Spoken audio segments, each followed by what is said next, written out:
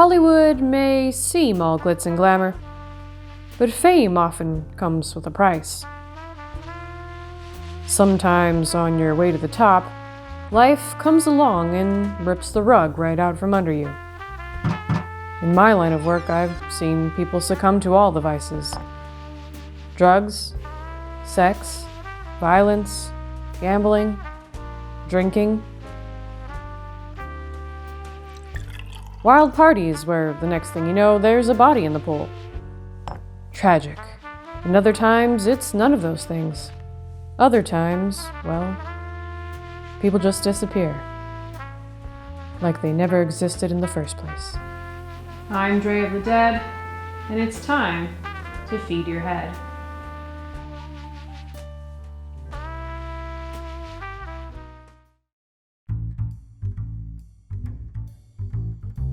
Gene Spangler was born in Seattle on September 2, 1923, and moved to Los Angeles as a young teen.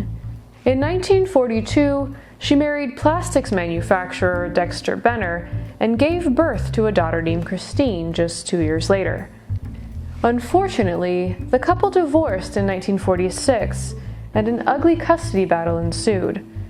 Spangler claimed to have been kept from her daughter on 23 separate occasions. She was finally awarded custody of her daughter in 1948, and together they moved to the Wilshire district of LA. There, they lived with Gene's brother, sister-in-law Sophie, and mother Florence. After picking up some work as a model and dancer, Gene began making bit appearances in Hollywood films. The budding starlet even secured a role in the musical drama Young Man with a Horn, set to release in 1950. But on October 7, 1949, at 5 p.m., Gene kissed her daughter goodbye. She told her sister-in-law she was meeting with her ex-husband to discuss an increase in child support, and then working on a night shoot for a new film. "Wish me luck," she said, winking as she left. Later that night, she phoned the family to let them know she'd be working well into the evening. But Gene failed to return home the following day. Growing more and more worried, Sophie decided to file a missing persons report with the LAPD. But police assumed the starlet would return in a day or two, and didn't bother adding her name to the list of missing persons. 2 days later, an employee at Griffith Park found Gene's purse near the Ferndale entrance, just 6 miles away from her home.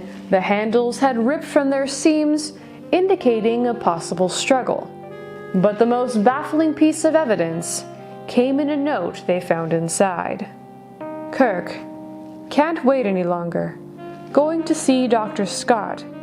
It will work out best this way while Mother is away."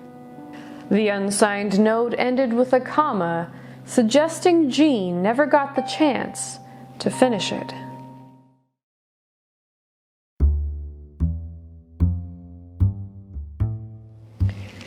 When a 60-man search of Griffith Park turned up no further clues, investigators focused on piecing together the hours leading up to her disappearance. Police started with Gene's ex-husband, who claimed they hadn't spoken in weeks. His new wife also corroborated this story, and Los Angeles studios claimed there weren't any film shoots the night of the 7th. But a few small details did emerge. A local grocery store clerk told police he'd seen Spangler the night of the disappearance, and that she seemed to be waiting for someone outside the store. Star of Pretty Girl, Robert Cummings shed further insight into who that someone might be. He reported that just 2 weeks prior, Gene had confessed that she was involved in a new romance. "Is it serious?" he asked. "Not really," Gene replied. "But I'm having the time of my life." Most assumed that the Kirk listed in the letter was actor Kirk Douglas, who worked with Gene on Young Man with a Horn. But Kirk was in Palm Springs and called the police to clear his name, claiming he vaguely remembered Gene and that he'd never seen her before or after filming. Investigators decided to turn their attention toward Gene's friends, one of whom revealed that Gene had been pregnant at the time of her disappearance. This gave new context to the note, suggesting that she had intended to have an abortion, which was illegal at the time. The "while mother is away" portion of the letter also rang true, as Jean's mom was visiting relatives in Kentucky when she went missing. Police then questioned every Dr. Scott they could find in LA County, but turned up no information. They canvassed the Sunset Strip bars and nightclubs Jean often frequented. They heard talk of a shadowy ex-medical student known only as Doc, who provided abortions for a fee, though this lead went nowhere. Further digging revealed Jean's affair with an Air Corps lieutenant named Scotty, while her husband was stationed in the South Pacific. Jean's former lawyer reported that Scott was violent towards Spangler and had threatened to kill her if she tried to leave. However, he knew of no contact between the two after Jean's divorce in 1945.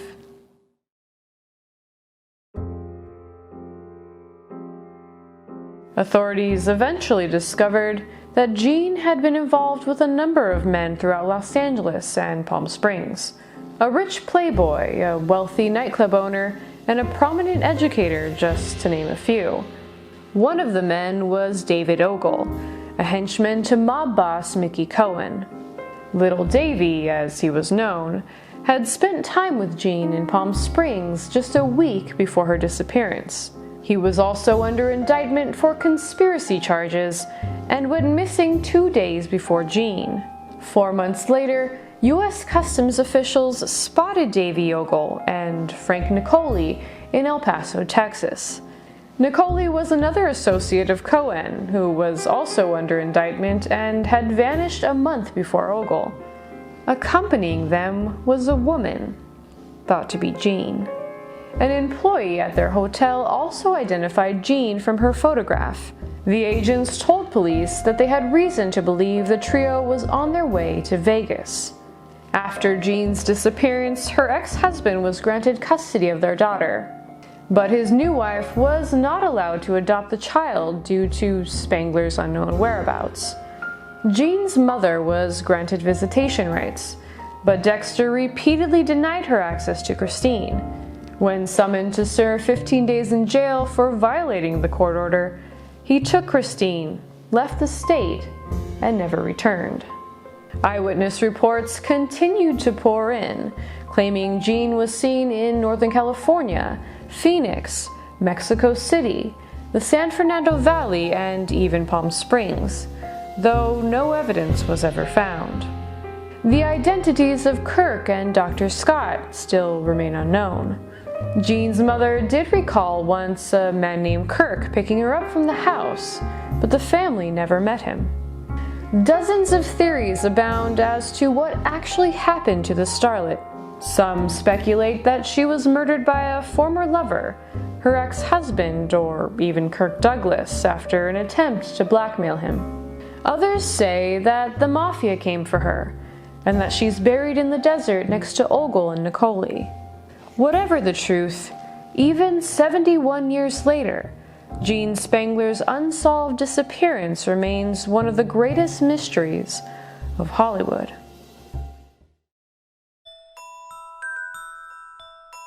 If you enjoyed this strange but true tale, be sure to subscribe and check out previous episodes. We put out a new video every other Friday. Or, well, at least we try. If you're a fan of blooper reels and behind-the-scenes footage, consider joining my Patreon. These are just a few of the patrons who make these videos possible. As always, thank you so much for joining me.